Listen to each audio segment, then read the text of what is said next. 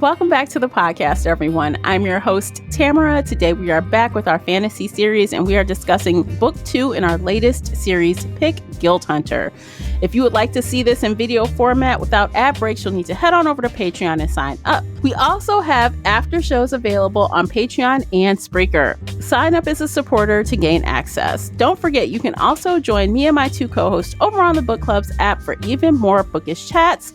Please subscribe and like the podcast wherever you're listening. If you want to reach out to me, you can find me pretty much everywhere at Shelf Addiction. Joining me today is featured co-host Casey from Heartful of Ink. Welcome back, Casey. Hello. I'm so excited to be here. Yeah, it's going to be a fun time. Do I sound convinced? Okay. It will be. It'll be good. We always have good conversations, no matter what. We do. You're right. So please tell everyone where they can find you online. You can find me on Facebook at Heartful of Ink, on Instagram at Casey_Heartful of Ink, or on my website, heartfulofink.com. Okay, and before we begin, I want to remind you, as always, that with book chats, we talk full spoilers here. You've been warned. Spoiler alert. Today we are discussing Archangel's Kiss, written by Nalini Singh. The audiobook is narrated by Justine Eyre. First published February 1st, 2010 by Berkeley Sensation and Tandor Audio. The mass paperback comes in at 323 pages, and the unabridged audio is 9 hours and 44 minutes. Casey, would you kindly share the synopsis? Vampire hunter Elena Devereaux wakes from a year-long coma to find herself changed, an angel with wings, but of midnight and dawn, but her fragile body needs time to heal before she can take flight. Her lover, the stunningly dangerous Archangel Raphael, is used to being in control, especially when it comes to the woman he considers his own, but Elena has never done well with authority. They've barely begun to learn each other when Raphael receives an invitation to a ball from the Archangel Li Zhuang. To refuse would be a sign of fatal weakness, so Raphael must ready Elena for the flight to Beijing and for the nightmare that awaits. For ancient and without consciousness, Li Zhuang's power lies with the dead, and she has organized the most perfect and vicious of welcomes for Elena. Dun, dun, dun. Dun, dun, dun. So I'll start. Okay. Obviously, I am the fangirl. I do love this series, but I will fully admit that this book is probably my least favorite book of the series. Oh. It is definitely the slowest book of the series. I still absolutely love it, and I will gush and I will fight for it. But out of everything that happens in this world, this one is definitely probably the weakest story. Okay, well, I'm glad you put that up there up front because... Yeah, no, I love it, but it's not the best. So if you struggled with it, that's okay. Like, it's... Yeah, because, when I finished the book, I was like, woof. The first thing I thought was, woof. I got through it. I mean, to be honest, it took me way longer than I would have liked to read this book and to be... Usually I don't request us push back our recording. Yeah. But y'all, it was the day of the recording, the morning of. I'm like, Casey, girl, I need another day. I need one more day. That's fine. We can do that anytime. I'm flexible. And that's unusual for me not to be able to get it done on time. It was a struggle for me. I was struggle bussing. They explained it in the synopsis. Elena is weak as fuck because she was in a coma for a year and grew some very heavy wings and doesn't really know how to move or anymore. So she spends most of this book struggling with not dragging her wings around and learning how to fly and walking and going to class with children. And we get some training montage. Yes. 2 months of training montage. We just needed the 80s music to go along with it. Exactly. So we had the training. And, honestly, to be fair, I did think the little class that she went to was kind of cute with the kids. The kids are like, are you a kid? Are you a kid? What is I'm this? probably older than you, but I look like I'm 4. Yeah. She's like, no, I'm new. I'm a new angel, though. And they're like, okay, I guess. That was a cute scene. It was cute. Yeah. So while that all of that was annoying, I do want to point out the fact that it was absolutely 100% necessary to the story. And if she had just jumped out of bed and immediately started flying and kicking ass and doing all the cool girl stuff, we would have ripped her to shreds for being a Mary Sue who can do anything. Because we've done that in the past. And it's been so annoying when other characters do it, when heroines are like, oh, I'm so weak, but now I'm so That's fair. perfect. Mm-hmm. So, as much as it annoyed me, I also really applaud the fact that it was done this way. And I also really think it was necessary, but also skippable. I still think they could have been more exciting. So Mm-hmm. I think about, and I know you did not like this book, but I think about the training montages in Vampire Academy. I thought those were better well done because, and the author could have had Raphael training her, but he didn't. He had other people doing it, which is why the tension wasn't there in the training. They weren't, which made it more dull. And I'm like, yeah, so she was getting trained by the weapons master guy that didn't really like her. You know, she didn't think he liked her. And Dimitri was there at the beginning. Yeah, it's fine. But I think there was a little bit of a missed opportunity to make me fall for this couple more through the training. Absolutely. They would have had some really hot training sessions. Yeah, and I understand the author wanting us to know more of the people because obviously we're going to deal with more of those people. But for me, I am not fully dialed into this couple yet. So getting more page time with the couple in different scenarios would have helped me. No, absolutely. I agree 100%. That would have been much better and a lot hotter, and there would have been a lot more sexual tension there. I think she may have not done that just because he was teaching her how to fly. And so if he was with her 24/7, teaching her how to fly, teaching her how to fight, sleeping together, bathing together, like it would have been too much. But you're right. Maybe he should have been in at least like one training montage scene. At one least or two. one. I understand, having her mix it up with different characters, but it did make it for dry reading. It was kind of dry, and I didn't even really like Galen that much either. He's fine. It's fine. I think the most interesting thing was when he and what's the other angel that was helping it? She was throwing knives at him. Eliam. When, Elena kind of said that she knew her friend, who is her best friend's husband, and he was kind of like fangirling because, and Eliam was like, Deacon. "Oh, you're in now." He loves him. Like he wants to know all about his weapons and all this stuff. I'm like, okay, that's cute. That's a little personality there. I can get behind it. I like that little part, but so I don't know if you picked up on this, but Galen is mated to the teacher, Jessime. Oh, I didn't pick up on that. Yeah, it was very, very subtle. She just looked at him and was like, Galen, because he was glaring at Elena. But they hooked up like 400 years ago. It's in the, it's one of the stories in the anthology, I think. Oh, okay. I had to look that up. Okay. But yeah. Well, I did like the instructor too, the teacher. She's like, at the end of the class, she's like, so how'd you end up here? Did someone tell you to come here? I was going to teach you privately. Yeah, I was going to do this separately, but that tracks how you ended up here. It's fine. Dimitri is a little bitch. Yes. Yeah. Like, that's fine. It worked out. But, she made some little friends. Who then got injured, but... Poor kid. I know. Yeah. But so I agree with you that all of the training stuff was needed.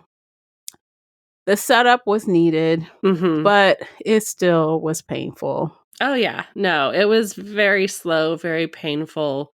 But rereading it, I'm still noticing that there were so many subtle hints to future books and future issues they have to face down later in the story. So this was almost like a brand new book at the same time because there was all this new world building and she had to introduce the history of the angels, more or less. Mm-hmm. So yeah, no, it's very necessary, but not something I would, pick up and reread if I could pick up any book in the series. Yeah, and as someone who's rereading for the third, fourth, or fifth time, Something like that, you yeah. definitely would pick up on the subtle cues of things. You would know, oh yeah, that's going to be important, or oh, that's where this was mentioned, or those little things you would know because you've already read ahead. Yes. Now I'm sure if I was like annotating and really paying attention to everything, I might be able to pick up on some cues for later. Oh yeah, absolutely.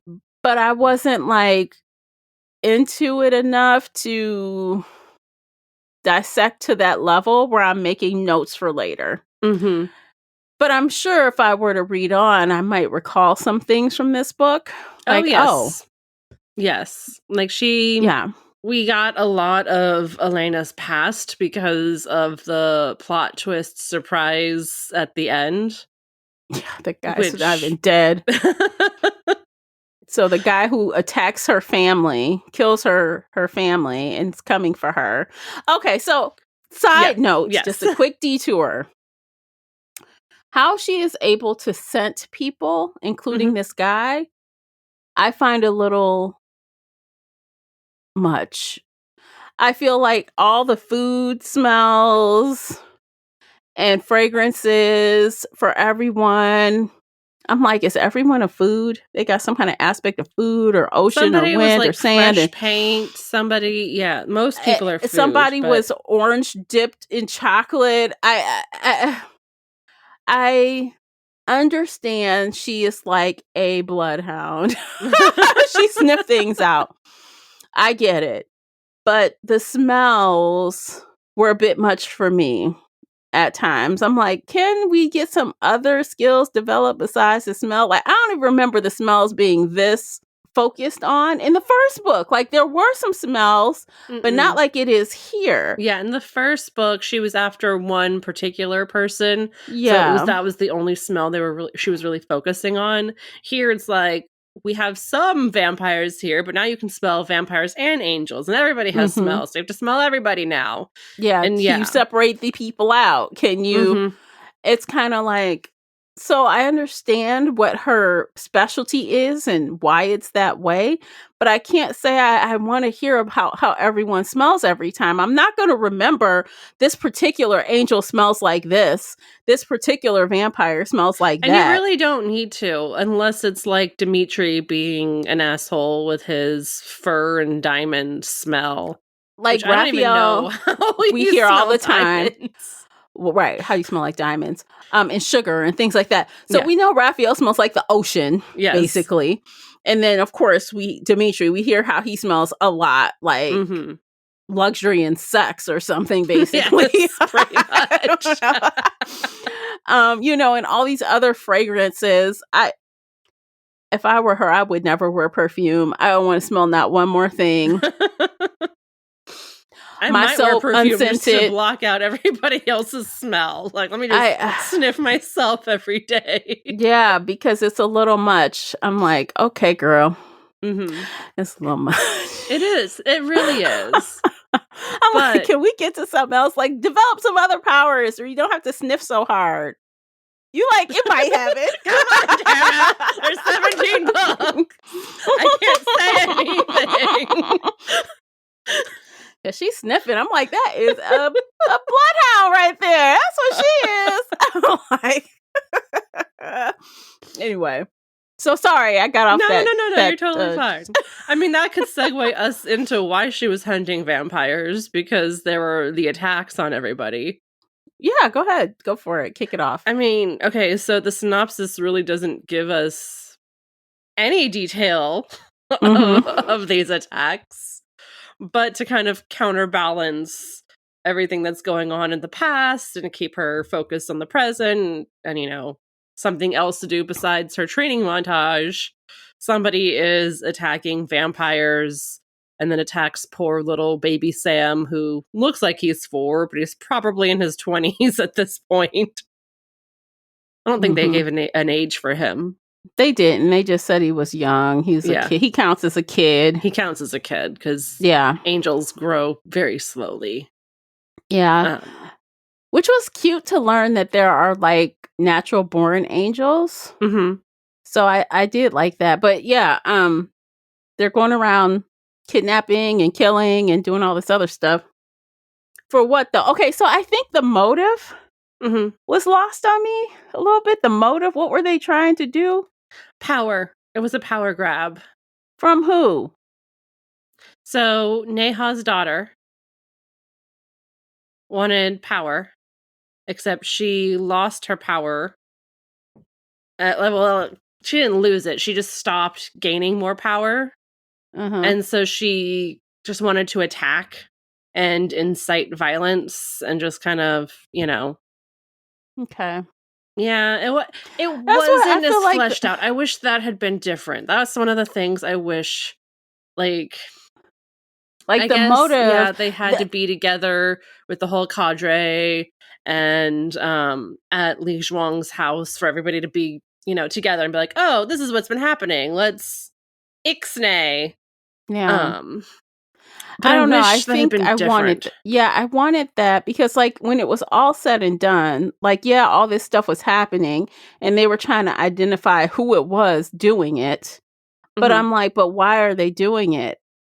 And like, for example, even when Elena's tormentor ended up being not dead, but I'm like, how? Why? So that's totally different. That was Li. So let's get into Li Zhuang. Okay. So, but why did she have him? Like, because she's bored. Because she's so goddamn old that she just wanted entertainment. And this was entertaining to her. She just wanted, an exciting party. She just wanted something fun. So, and I love her being a villain for this because so many villains are like, I'm just evil to be evil. And she's more like, I'm evil because I just don't care anymore. And but how long did she have him? Just a few months. Maybe 2 months. So she went and dug him up? And did that? Yep. After she knew that yes. okay. Because I'm like, why would she even have him? Like, that's because stupid. She found out Elena's history. Yeah. And went and dug him up. And Jason was the one who kept coming in and saying she has something special. She's hiding something. It was him. Okay. And that was, her whole reason for the party is like, oh, I'm bored, but let me do something exciting. And this is going to be exciting for me. Like it was boredom and entertainment to really show how lost to the world she is. It was like slightly malicious, but not really. It was. Well, I mean, she started sending her gifts that were like kind of indicators that she was just going to escalate with the rudeness. So, yeah, I just thought she was just being cruel for the sake of it, just because she could. It's boredom. It's straight up boredom because she's like 20,000 years old and has seen, so many empires rise and fall that looking at a human is like looking at an ant through a magnifying glass. But she was trying to make it seem like she's so above all of that. Like, I know everything from the past and the future, everything. I'm just, like. Because she wants to feel good about herself because even when you're that old, you still have ego. You're still like, I'm so much better than you. I'm above you. But like, let me. So you're gonna play games with a nobody? Yeah, she's a nobody. Yeah. Like, what's the point of that? It's like, okay, unless you're just trying to piss off like Raphael, because which is probably part of her. It's just something new. It's something different. It's something that is going to alleviate her boredom for right now. I feel like Elena, like getting at her in that way, like not to belittle Elena's feelings, but I feel like that was low-hanging fruit for somebody like her. It wasn't that much. I feel like you could have did more. You know what I'm saying? If you're bored, that's... Oh, yeah. No, she could have done more, and probably if she'd been thinking should have done more, like killed her dad and then brought him back to life or something. Like that would have really upset Elena. Mm-hmm. But no, killing or bringing the vampire who killed her family back to life was just the joy that she got out of it. And then he killed and ate a bunch of girls along the way. So like there's a lot more death going on. And then so when she sees the guy, she just kills him like that. It's just no big deal. She just lops his head off. And I'm like, well, she didn't even try to stop her. She didn't do nothing. She just was like, ta-da! And she like, please kneel down for me. Whoosh! And that's it. I'm like, okay. Because we spent the whole book crying about it and crying about how awful he was. And she had to like push down those emotions in that moment and not burst into tears. So there was some character burst into tears. I know she was kind of like, you know how when you see something and you kind of like zone out for a minute, and then she kind of heard Raphael's like, you're not alone, I'm here with you. And then she just snapped out of it, asked the angel to kneel down, grabbed his sword, and off with his head. And that's fine, but that's fine. I'm gonna shut up. It's fine. It's okay to complain. Yeah, I just thought it would be this something bigger than that. Like, it was a big deal, but her reaction was really muted. And I know she was trying to tamp it down because she was in front of a lot of people, right? No one wants to have a freak out in front of a bunch of people. Yeah. That could, be a big pain in your ass later. Yeah. And she's got to live a long time now. So I understand why she was doing that. But even, I don't know, it just felt so muted to me for some reason. It did. It was very muted, very rushed. The ending was just so rushed compared to the rest of the book. Yeah. Like, in her mind, she could have been talking to herself more. I don't know. She could have had some mind conversation with her, lover, whatever, Raphael. She could have done something to give us more anxiety, more anger, more something, even if she looked fine on the outside. Yeah. Or even like a conversation with the image of her sisters in her mind. Like, I know this is what he did to you. I'm avenging you. He was already dead, but now he's doubly dead. Or something. Like, it really should have been wrapped up better. Yeah, I think that's the most important thing. Because, like, we just got finished listening to her, for lack of a better term, cry about this shit the whole book. Yeah. And then that's it. Yeah. I mean, and then she says to LeJuan, like, oh, your gift wasn't to my liking or something. It was so basic. I'm like, girl. You get props for how you handled it outwardly, but inwardly, we the reader, I feel like I needed something else. Something else. No, that needed to be drawn out a bit more. But yeah, she did cry about it the whole fucking book, like off and on. And I'm like, wait, is she only getting bits now that she's an angel? Like, before she wasn't learning, and now she's like sleeping dreams, waking dreams. It's like, so Raphael explained it as like when she was in her coma. There's a word for it that I don't remember right off the top of my head, but it's when angels are like dreaming and remembering things from the past. So at the end of the first book, when he was in his 3-month coma, he dreamed of his mother. So he's saying like, that was, 1,000 years ago, the memories are coming up. So that's why her memories were coming up. But again, like, she'd already kind of thought about it a bit in the last book, so they aren't really that repressed. Maybe the scene with her dad was repressed, but the rest of it was not that bad. I also think, and this should have been detailed more, that once he was brought back from the dead, which was shortly after she woke up and when she started having these nightmares, she was psychically connected to him. And her hunter skills were like, hey, he's alive again, he's alive again, he's alive again, trying to warn her. Yeah. And I thought that should have been developed more. But that's, like, okay, so he's alive. Let's do something with it. Because the author was having us think that she could sense him the first time. She knew someone was coming for her. Yeah. And how she would know that, I'm not sure. Like, how will you know they're coming for you? Like, specifically for you? But she knew, and she was trying to warn her family. They weren't listening to her. So she definitely, as a full-grown adult, when this guy came back to when he was reanimated or whatever, she should have been able to sense he was alive or, walking around, not in the grave. I don't know, something. And again, that's why I think her nightmares were telling her, but she was so lost in the grief that she wasn't picking up on it, but I wish that had been developed more. Yeah. So she's like, "Oh, I'm so sad. Fuck the sadness out of me, Raphael. Let's go."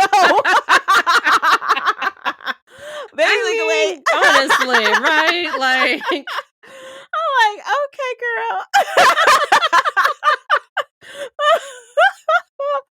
Tell me you wouldn't take that second option. Like, if you can fuck the sadness out of me, let's do it. I would take I would take door number 2. Let's get happy again for a minute. Let's get happy again. I thought that was kind of funny, that one scene. I'm like, oh, okay. Crying and then not. Yes. Okay, I think this is a good time to take a break. You guys check out these commercials. By listening to those, you are supporting the podcast. Don't forget to check out the downloadable items on Patreon. If you are a member, they are free for you. We have some coloring pages there, and we'll be right back.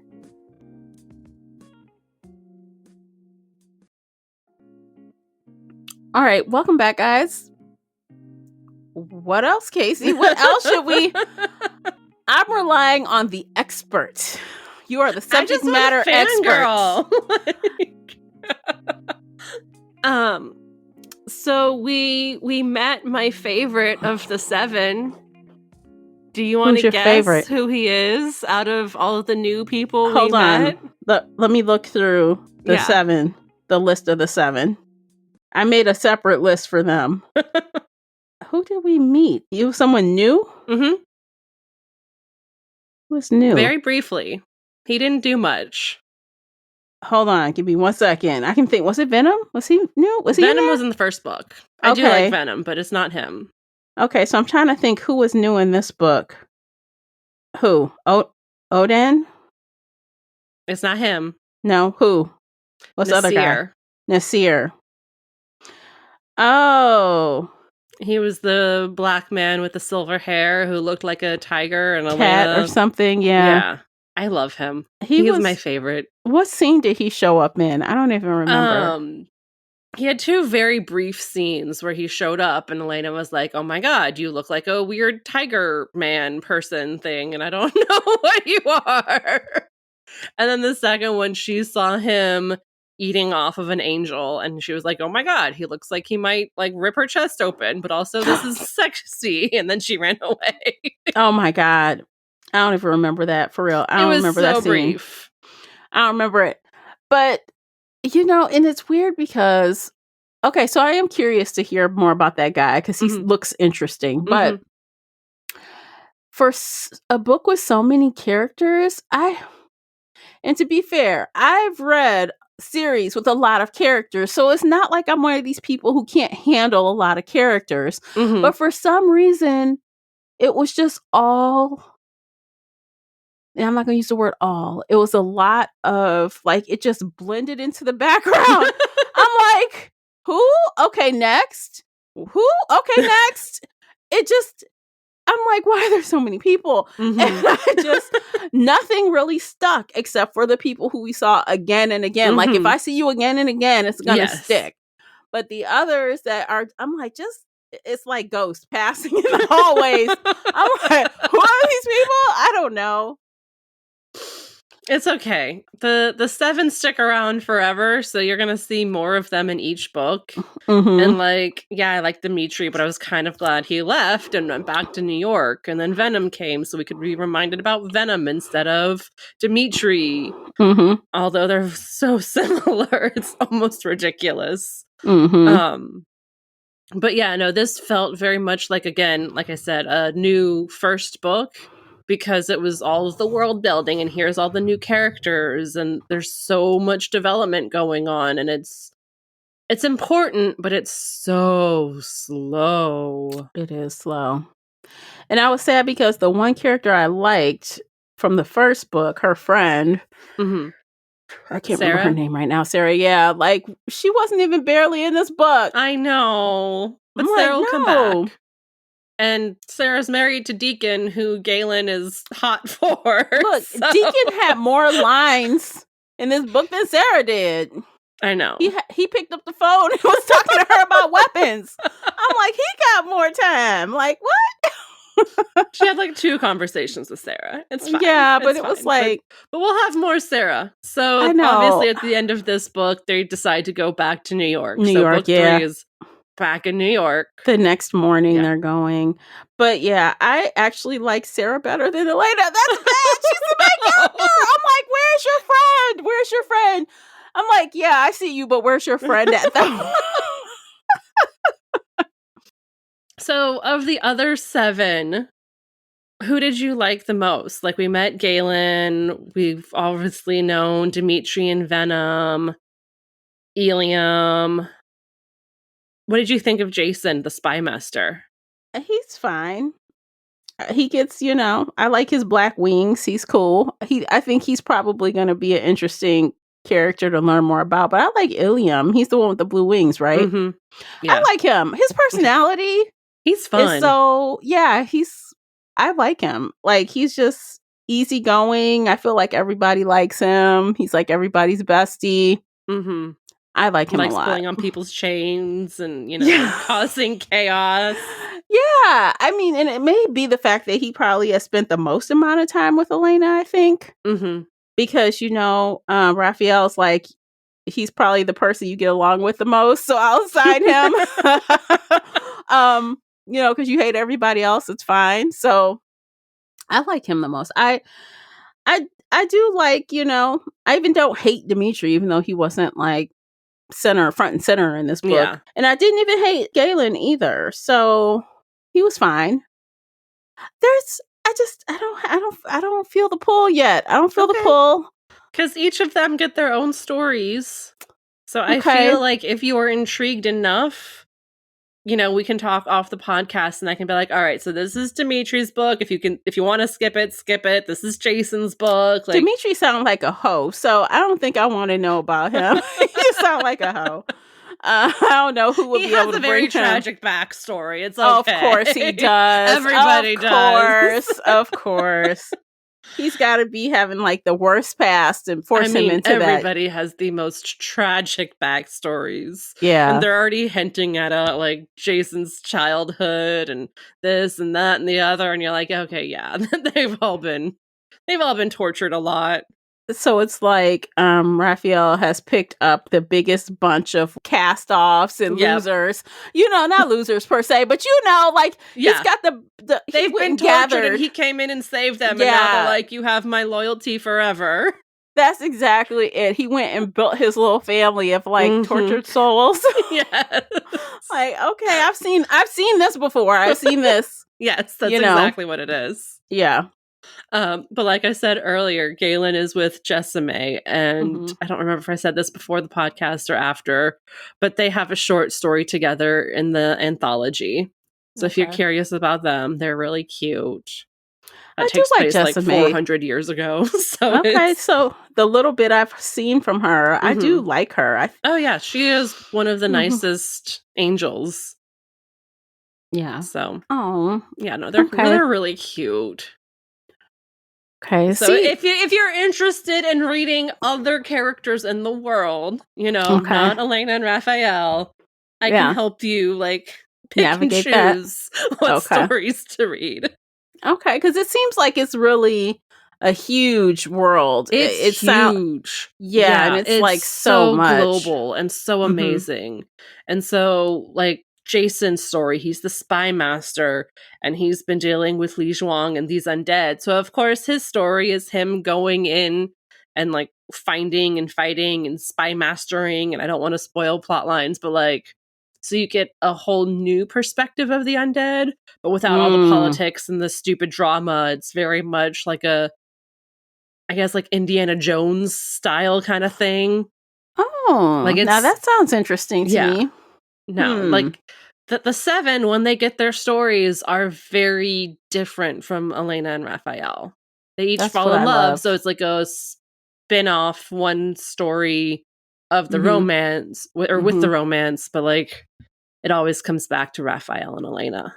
Okay. But They're like the head of the... they're the head of it. Yeah. But Yeah. but there is enough that you could like read in this world without coming back to them. Okay, you gotta show me that route. Because Okay. I am curious enough. You know, I am curious enough. Good. That's what I was hoping for. I was hoping it'd be good enough that you'd be like, let me try these other stories. Let me try these other characters. I just think it's unfortunate that I'm not in love with Elena and Raphael. Still, they're not the worst couple ever. Trust me, there's a lot worse.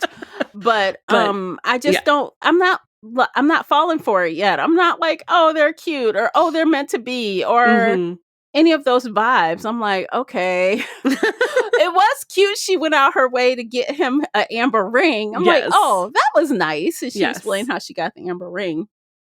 But like, no conversation, how they're going to be together, what these symbols mean. He just shows up, takes her earrings out, pops these earrings in her ear, and he's, okay, bam, that's it. We done. She like, excuse me, don't I have to give you something? Like, what? Like, okay, see, just not cute. Not cute at all. He is so ingrained in his ways, and he is slowly changing. Yeah. And it is very slow, and I will fully admit that, but he does change. He does, eventually. Well, he's not changed much in this book. He has changed a little. Yes. To be fair, he's changed a little, but not enough for my liking. And that's okay. She's definitely bending more to him than the other way. Definitely. Even though she tries to stand up for herself here and there, like she stands up for herself when it comes to the mind thing. She's like, hold on. I don't like it. It was not going both ways. Yeah. We're going to stop. Yes. I'm going to block you out until I need you. And then I'll, let you in or whatever. So she does stand up for herself in some ways, but she is the one doing more of the bending. Oh, absolutely. At this point. And he will bend eventually. Spoiler alert. Well, he should. He should. Yeah. Because I'm like, ugh. He is not. He doesn't sound cute to me. Nothing about him sounds cute. Is that messed Not up? The smell of the ocean. That doesn't turn you on. That just smells like salt and water. And sand in your swimsuit where it's not supposed to be. Not the sand. Not cute. I don't know. Maybe chocolate covered strawberries would be better. I don't know. That's so close to the chocolate covered oranges. That was the evil vampire, though. I know, but what can I say? I like sweet smells over salty smells. Yes. But, I guess to each her own. She like it. I love it. That's fine. What else we got? Do we have anything else we can... Do you want to talk about Michaela? Oh, my God. Oh. So, okay. So when she burst in there to, see Sam... And there was that whole scene where they're trying to stop her from going in there, and then she looked like she about to go nuclear and blow the place up or something. I couldn't quite understand, why is she doing that? What is happening? I understood that she lost a child, so I got that part. But why would you put this other child in danger because of So back in the first book, she was taken by Urim and fed some of his blood, which was infected blood. And so I am going to say that she is showing signs. She's infected. Of an infection. Oh. Boo-hoo. Yeah. Bye, bitch. That's how I feel. So it's... Okay.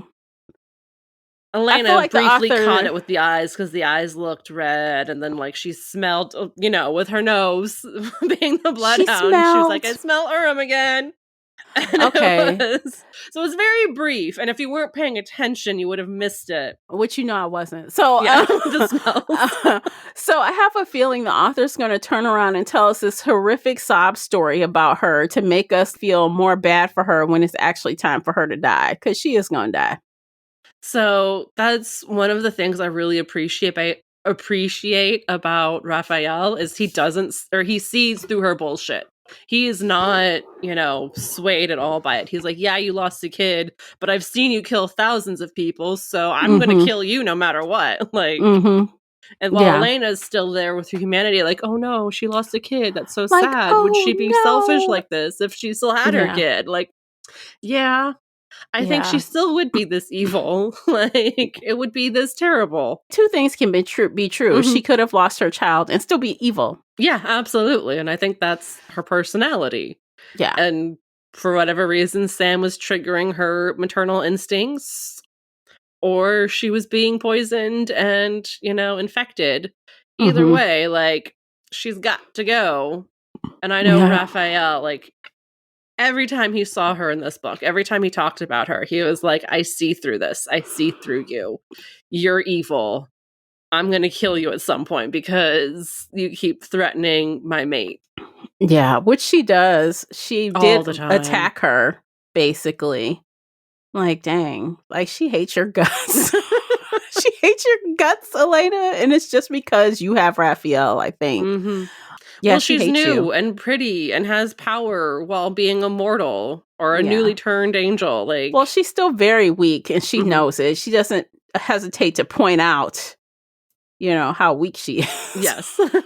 Like, okay. I don't know. That character is interesting. I am curious to see how they end up killing her off because she is going to die. I could tell. It's only a matter of time before they take her out.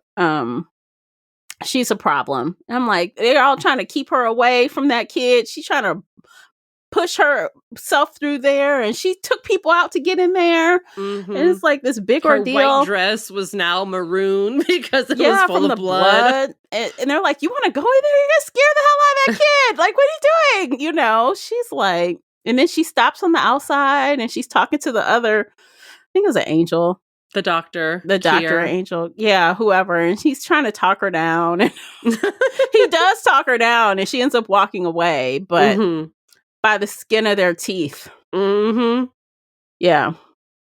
She almost was about to blow up that whole place. Yeah, it was fun. It was different. It was something to talk about. Again, her character is interesting. I wouldn't mind, seeing more about her before they kill her. I'd be okay with that.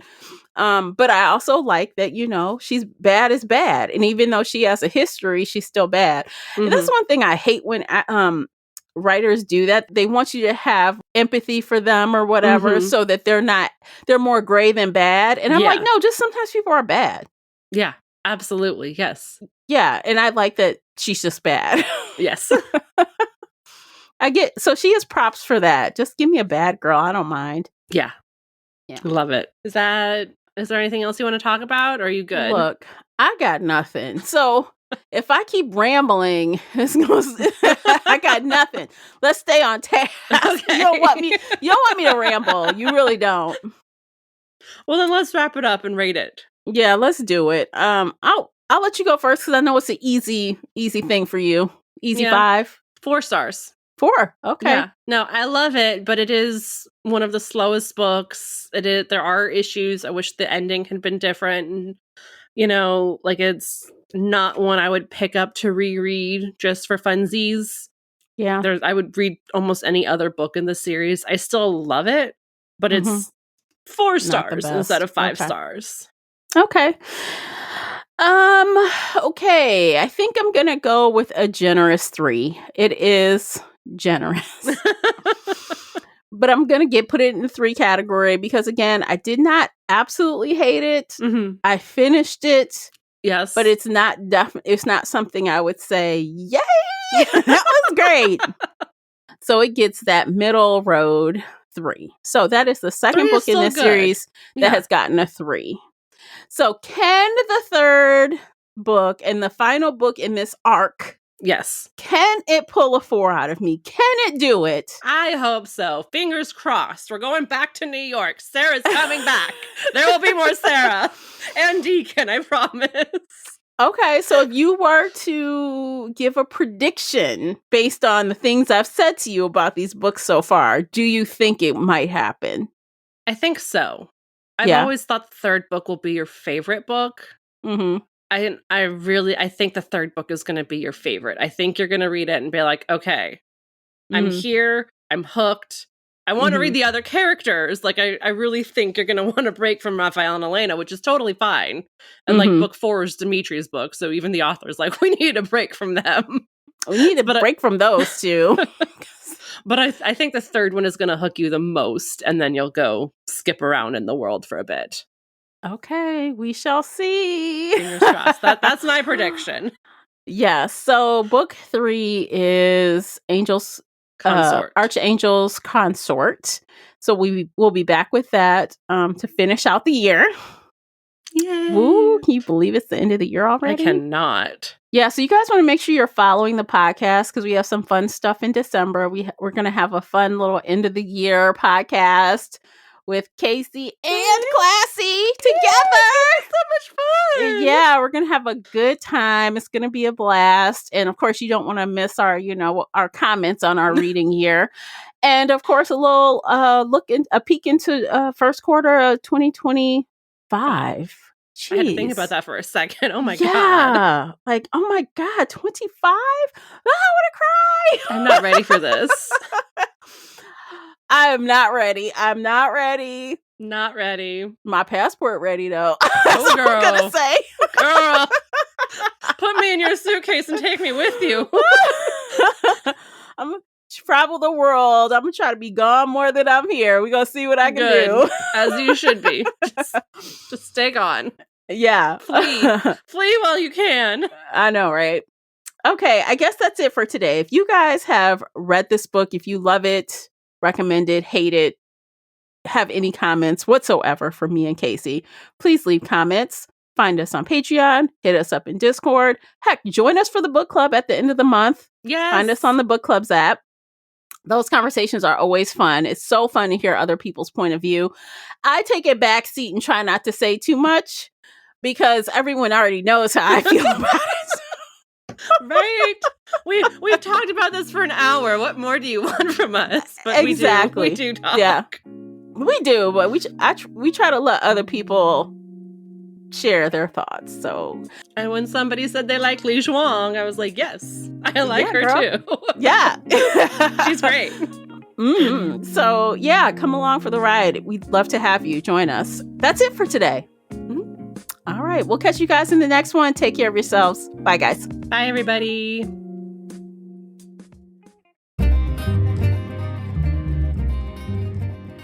Did you enjoy today's episode? If so, please head over to Apple Podcast or Spotify and leave a positive 5-star review. It's a simple action that makes a big difference. You can also like this episode on your favorite podcast player or share it with your fellow bookworm friends on social media. Joining the Shelf Addiction Patreon family is another way to support us. For as little as $2 a month, you can help our team create even more amazing bookish content. If Patreon isn't your thing, consider becoming a supporter on the Spreaker app for just $5 a month and gain access to exclusive audio-only content. You can find me everywhere, including Instagram, X, and TikTok under the handle Shelf Addiction. Join our book club of the same name on the book club's website and app, where we discuss all things bookish and more in a safe space. The Shelf Addiction podcast is a part of the Nerdy Maven Network. Thanks for tuning in.